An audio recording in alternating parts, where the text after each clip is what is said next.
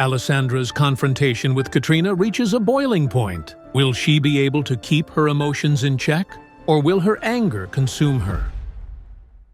I told you never to call me mother, you evil girl. You have to be out of your mind to throw on Kate. Has your jealousy not gone far enough? Katrina questioned. Her anger increased the more she looked at Alessandra. Katrina was bewildered to hear of what Alessandra did to Kate and how no one stopped her. Alessandra was always intrigued by everyone thinking she was jealous of Kate. When had she ever shown them that she was jealous? I have never been jealous of Kate. It has always been the other way around. Katrina chuckled, finding Alessandra to be funny. Kate? Jealous of you? Such a thing as... Isn't that why you hated me too? Kate was never the center of attention when I was around, and you could not stand the daughter of your husband's first wife outshining your child. I can see where Kate gets her denial from. Funny, I thought it was from my father, said Alessandra, as she for so long believed it came from her father's side of the family. Are you crazy? How many times am I going to be asked this? It is annoying, Alessandra muttered, tired of the repeated question. My answer is yes, so that you can stop asking me. I must be crazy for the I put up for so long. You... Katrina trailed off, unsure of who was standing before her. Alessandra was never like this. She was never one to talk back and quietly did as she was told. You are only acting like this because of your engagement. Obviously, but you have no room to talk when you have done the same thing. You act all high and mighty because you are a baron's wife. From your attitude, you would think you married the king. My father is not that great for you to act this way, Alessandra honestly stated. Her father's reputation slowly decreased throughout the years, and many of his high-status friends were hardly around. He was lucky to still have connections with the king. I suppose his wealth will make him great in your eyes, though these days, his wealth is not like what it used to be. I wonder what he's spending all his income on for our house to be in such a state. That's something to add to the list. In this house, the Baron thinks he is the king. Hilarious. Alessandra chuckled, finding their house to be backward. Maybe I should think I am a bird, and then I could fly away. Alessandra humored herself. There's nothing wrong with your father's finances. Look at the amount of land the king has placed in his name. Look at how wonderful our farm is, how grand the inside of our home is.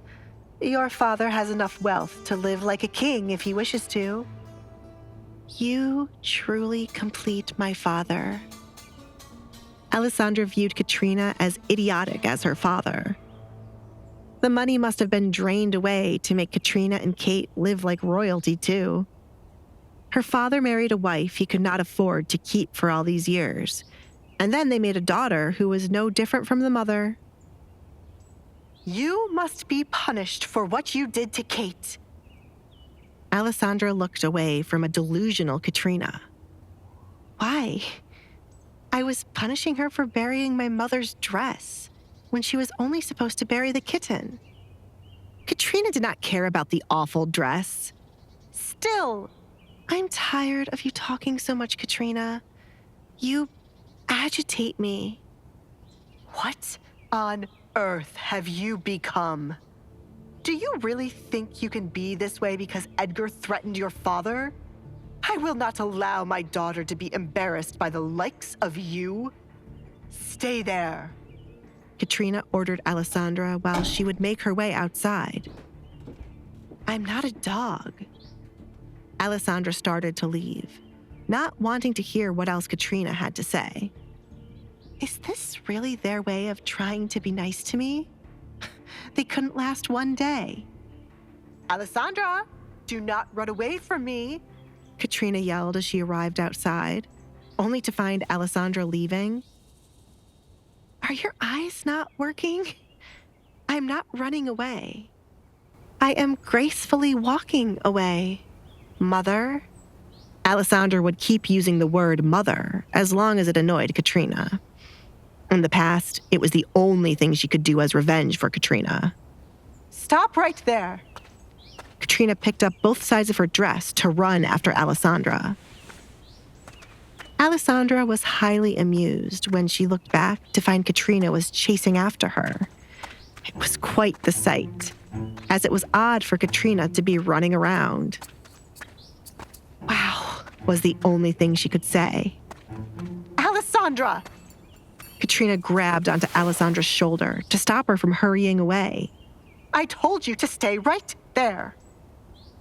Alessandra smacked Katrina's hand away from harshly gripping her shoulder. Do not touch me, Katrina. Kate had what was coming for her for messing with my mother's dress. If anyone was to ruin that dress, it would have been me. Instead of always trying to punish me, you should spend more time teaching your daughter manners before she ends up old and alone. The Duke won't always be guarding you, Alessandra. Men change their minds so easily. So, Kate learned that from you. Why am I not surprised? Since that is what the two of you believe. I shall hold on to him forever, Katrina. I said... Alessandra caught Katrina's hand when it was raised to slap her. Do not touch me. I am tired of being your punching bag, she screamed, tiredness of her torture evident in her voice.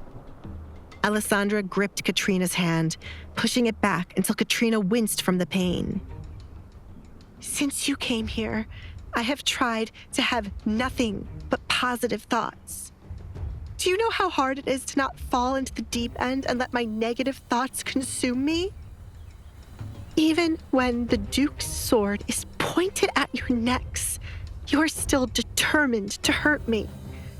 Are you determined to make me become a madwoman?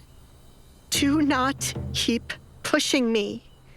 If those thoughts truly consume me, I might end up all of you.